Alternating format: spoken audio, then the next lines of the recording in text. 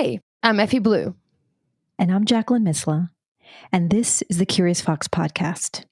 We know that you were expecting an episode about how trust and integrity can be rebuilt after someone cheats, and if or how non-monogamy can be successful after an affair erodes away trust.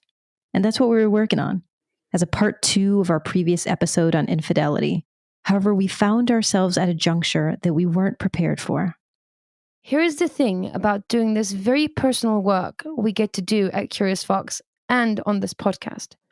At every turn, we find ourselves reflecting on our own experiences, having gained a new insight or a new piece of wisdom. We've told these stories of transgression a million times on interviews, on stage, on Facebook or Instagram lives. It's a well-rehearsed and neat narrative. In reality, our experiences were so much messier than that. For each episode, we get to listen to the recording several times. Between the raw recording and the final edit that you get to hear, it's a process we're still learning. It requires us listening with a bunch of different ears. Some are just technical things like audio quality or background noise. Others are making sure what we say makes sense with a cohesive narrative. And other times, it's about taking ourselves out of the situation and trying to listen as if we're hearing it for the first time and see how it resonates.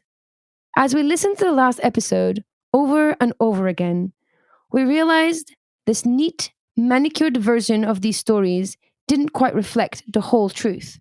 In some parts, they glossed over the mess and offered neat conclusions and explanations.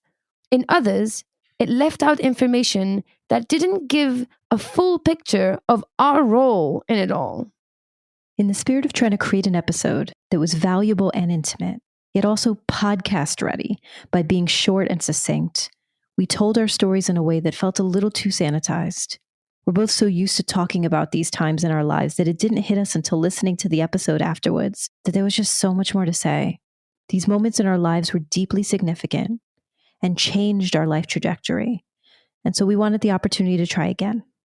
So here's what we're going to do. We're going to take a week to dig deeper into ourselves and our stories and reshare them with you from an authentic place, one at a time. The real and raw stories of a person who cheated and the person who was cheated on are simultaneously personal and universal, and we need more time to sit in those stories, not just as educators and podcast hosts, but as people. We feel like we owe it to you and to ourselves. So stay tuned for part 2 and part 3 over the next couple of weeks. Thank you for being on this journey with us. And as always, stay curious, friends.